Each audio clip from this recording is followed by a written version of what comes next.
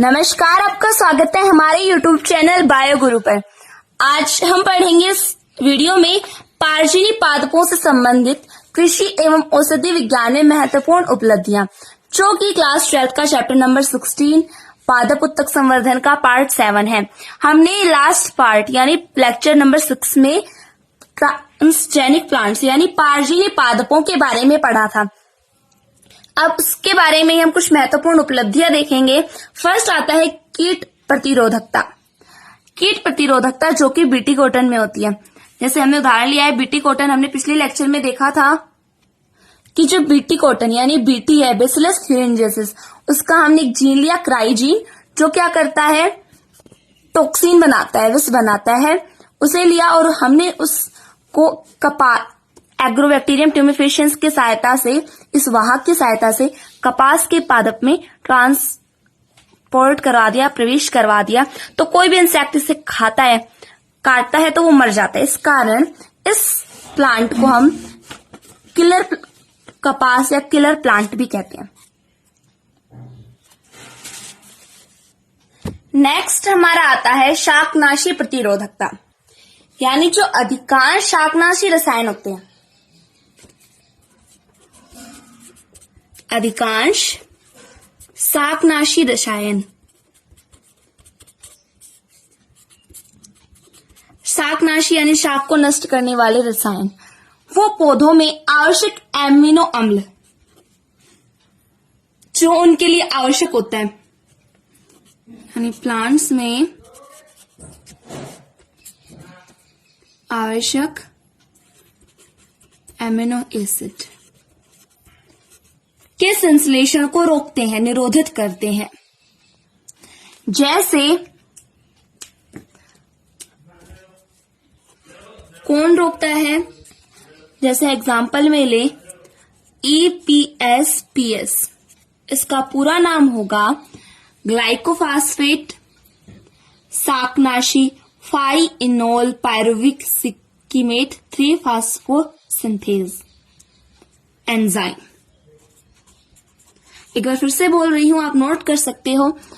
Glyphosate शाकनाशी 5-इनोल pyruvic सिक्कीमेट 3-फॉस्फोसिंथेटेज, ये नाम लिख दिया है।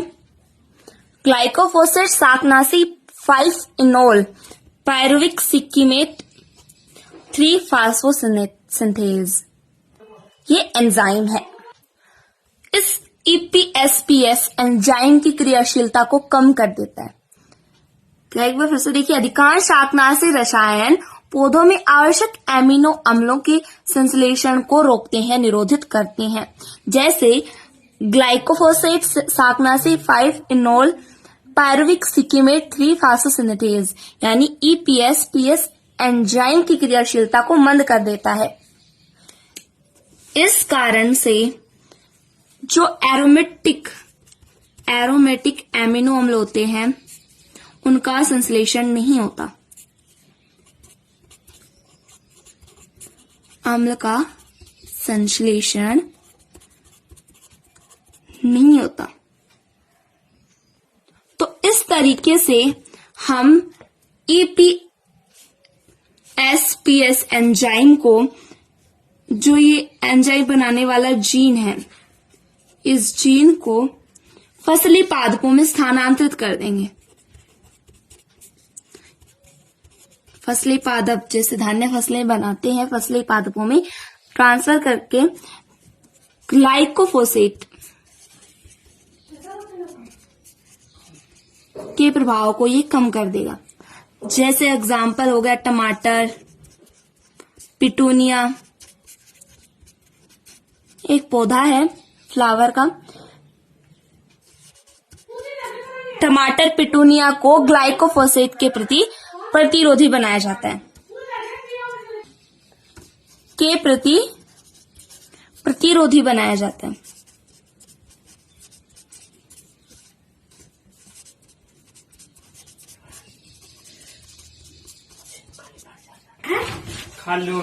नेक्स्ट आता है हमारा फलों में विलंबित परिपक्वन। अब ये समझेंगे, अमेरिका में विकसित टमाटर किस्म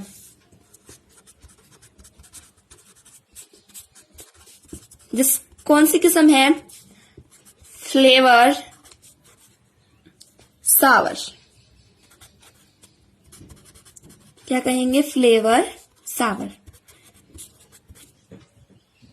देखिए, जैसे आपको पता है कि हम टमाटर को कहीं दूर स्थान पे ले जाना चाहते हैं, तो वो इसकी जो लेयर होती है बाहर, ये लेयर ये बहुत पतली हो जाती है और टमाटर खराब हो जाते हैं। ज्यादा देर तक हम इन्हें नहीं रख सकते।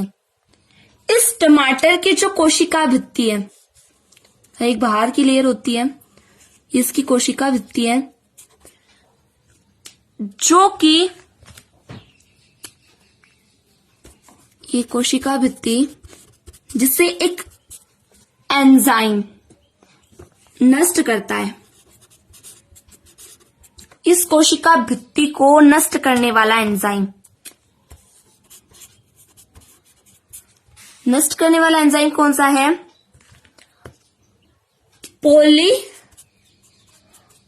ग्लेक्टुरोनेज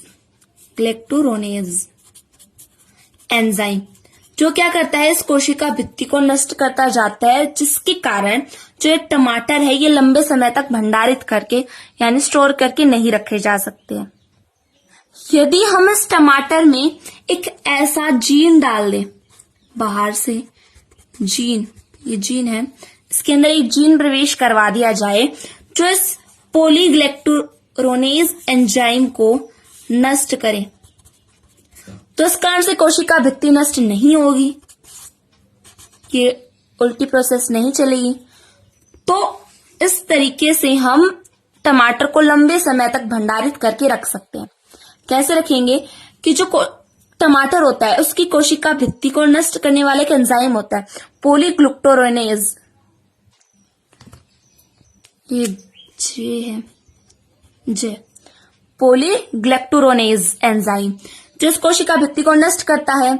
और यदि हम बाहर से कोई ऐसा जीन डाल दें जो टमाटर के अंदर जो इस कोशिका भित्ति को नष्ट करने वाले एंजाइम को यानी कि पॉलीग्लेक्टुरोनेज एंजाइम को नष्ट कर दे, तो कोशिका भित्ति नष्ट नहीं होगी और टमाटर है वो कई दिनों तक स्टोर करके रखा जा सकता है। नंबर 4 आता है पारजीनी पादपों में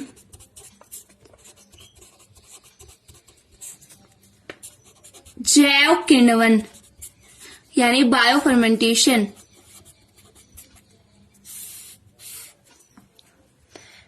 पारजीनी पादप यानी पारजीनी पौधे जैव किण्वक के रूप में काम लिए जाते हैं।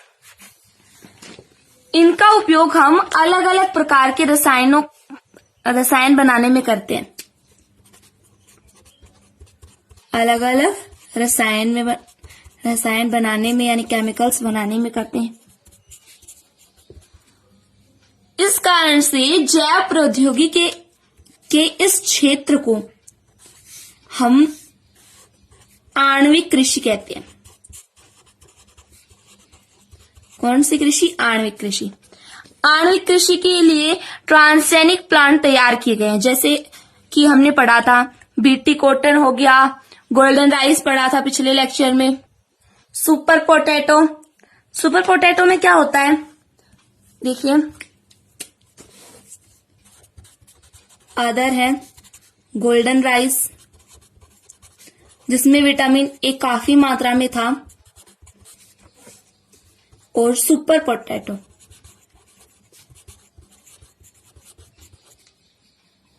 आपको पता है कि जो पोटैटो है वो इसमें स्टार्च के कण बहुत ज्यादा होते हैं। स्टार्च जो कार्बोहाइड्रेट का एक प्रकार है। अगर हम इस प्लांट में, आलू के पौधे में, यदि हम क्या प्रोटीन प्रवेश करा दें, प्रोटीन का कोई जीन इस आलू में प्रवेश करा दे, तो हमें स्टार्च और प्रोटीन दोनों साथ साथ मिलेंगे। तो ये कैसे होगा? तो देखिए, हम रामदाने, ये एक प्लांट का नाम है जो कि प्रोटीन प्रदान करता है। हमने इसका प्रोटीन वाला जीन अलग कर लिया। कौन सा जीन पृथक कर लिया है? प्रोटीन वाला। और पृथक करके उस जीन को हमने किस में डाल दिया? आलू में। तो इस तरीके से जो ये आलू प्राप्त होगा हमें, ये होगा सुपर पोटैटो। क्या किया, आपको पता है पोटैटो यानी जो आलू है वो स्टार्च में स्टार्च के कण सबसे ज्यादा पाए जाते हैं, और यदि हम इस पोटैटो में ही प्रोटीन को लेना चाहेंगे तो हम रामदाने, जो एक प्लांट का नाम है, इसके प्रोटीन वाले जीन को पृथक करके हमने आलू में डाल दिया, तो हमें जो आलू प्राप्त होगा उसमें स्टार्च और प्रोटीन दोनों होंगे। तो इस तरीके से ये सुपर पोटैटो हो गया। जैसे कि बीज प्रोटीन गुणवत्ता,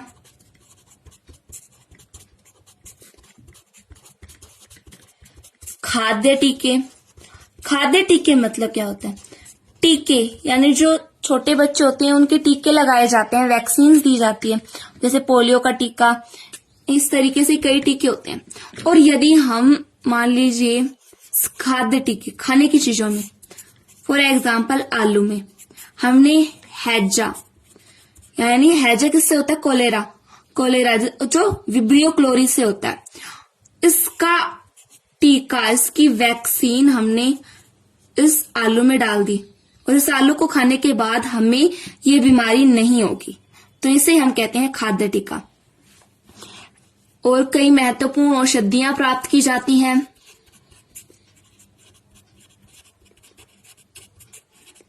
जैव अपघटनीय plastic,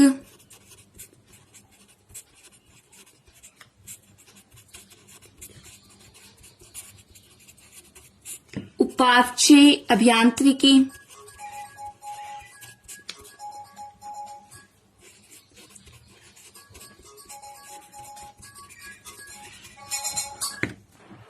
BT cotton, flavour flower, tomato की तरह ही एक आता है प्रोटीन युक्त फसलें। देखिए, आपको पता है फसलों में हमें क्या मिलता है, कार्बोहाइड्रेट मिलता है, राइट।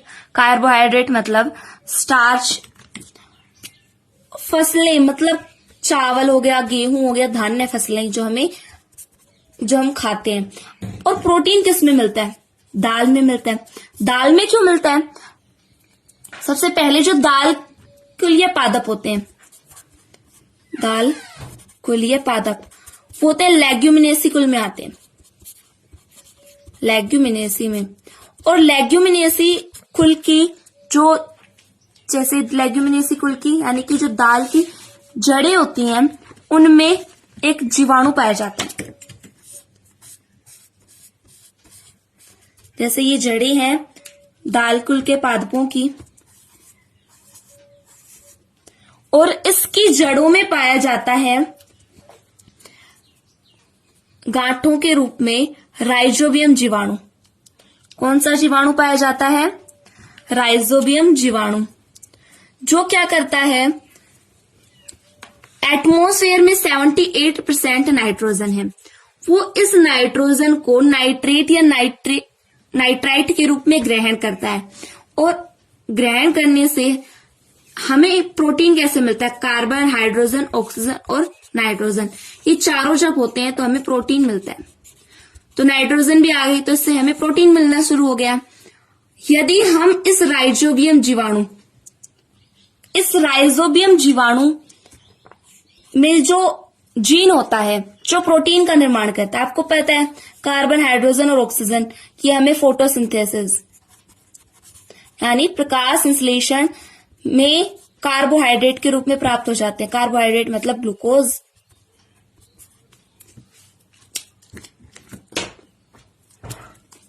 ग्लूकोज के रूप में प्राप्त हो जाते हैं। और अगर हम नाइट्रोजन और आ जाए हमारे पास इनके अलावा तो हमें प्रोटीन भी मिलने लग जाएगा। तो हम क्या करेंगे, इस राइजोबियम का जीन, कौन सा जीन, निफ जीन, जो कि प्रोटीन का निर्माण करता है, इसे पृथक करके हम क्या करेंगे, इस निफ जीन को हमने पृथक कर लिया और इसे इन धान्य फसलों में डाल देंगे, जिससे ये जो धान्य फसलें हैं ये कार्बोहाइड्रेट का निर्माण तो करती हैं, मतलब ग्लूकोज तो बनाती हैं, साथ में प्रोटीन भी बनाना शुरू कर देंगे। क्योंकि जो राइजोबियम जीवाणु हैं वो आपको पता है कि लेग्यूमिनेसी कुल के जो पादप होते हैं यानी दालें होती हैं उनकी जड़ों में पाया जाता है, जो कि नाइट्रोजन को ग्रहण करता है और उसे अलग अलग रूपों में बदल देता है, जैसे नाइट्रेट, नाइट्राइट, इनमें करके वो पादप उसे ग्रहण कर लेते हैं और यदि ये कार्बन, हाइड्रोजन, ऑक्सीजन और नाइट्रोजन ये चारों एलिमेंट्स होते हैं तो प्रोटीन का निर्माण होता है। तो इन दाल वाले कुलों ने क्या कर लिया, प्रोटीन को नाइट्रोजन ग्रहण कर ली, तो इनके पास प्रोटीन बन गया। राइजोबियम का वह जीन जो प्रोटीन का निर्माण करता है वो है निफ जीन। इस निफ जीन को हमने इन धान्य फसलों में यानी चावल, गेहूं, बाजरा इनमें डाल दिया तो हमारे पास ग्लूकोज और प्रोटीन। ग्लूकोज तो पहले से बन रही थी। ग्लूकोज हमारे पास कहां से आई, प्रकाश संश्लेषण से आई, राइट।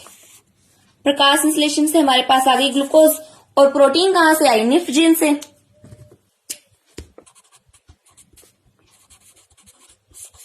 तो इस तरीके से जो ये धान्य फसलें हैं ये किसका निर्माण करती है, प्रोटीन युक्त फसलों का निर्माण कर सकती हैं।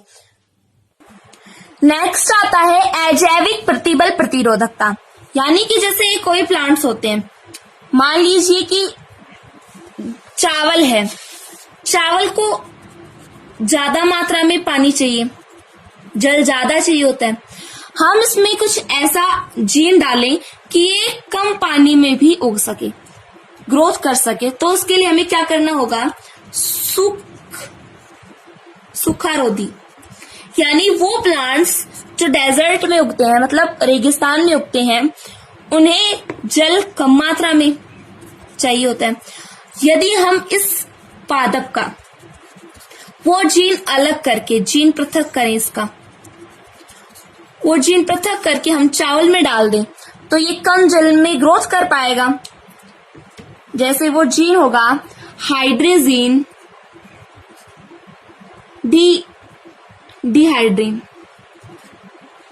डिहाइड्रीन उत्पादक जीन। इस जीन को हमने इस पादप से अलग करके चावल में डाल दिया तो ये कम जल में भी आसानी से उग सकेगा। इसी तरीके से यदि हम जो तंबाकू का प्लांट होता है उसे सर्दी बिल्कुल सहन नहीं होती है, ये गर्मी में रहता है, गर्मी में उगता है, तो हम क्या करें, एक जंगली पादप जिसका नाम है अरेबिडोप्सिस,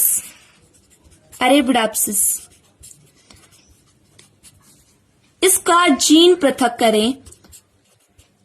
ये जो प्लांट है ये कम तापमान पर भी, कम तापमान कितना, जैसे -4 डिग्री सेल्सियस, -10 डिग्री सेल्सियस, इतना ताप भी ये सहन कर सकता है, यानी ये सर्दी में भी रह सकता है। तो हम इसका ये जीन निकाल करके इस तंबाकू के प्लांट में ट्रांसफर करवा दें तो ये जो प्लांट है ये ज्यादा कम ताप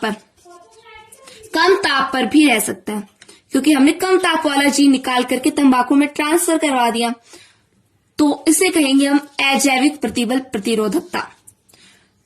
जो ये अरेबिडोप्सिस है ये एक जंगली पादप है, जंगलों में मिलता है, जो कि कैसा है, दूध सितन प्रतिरोधी पादप है।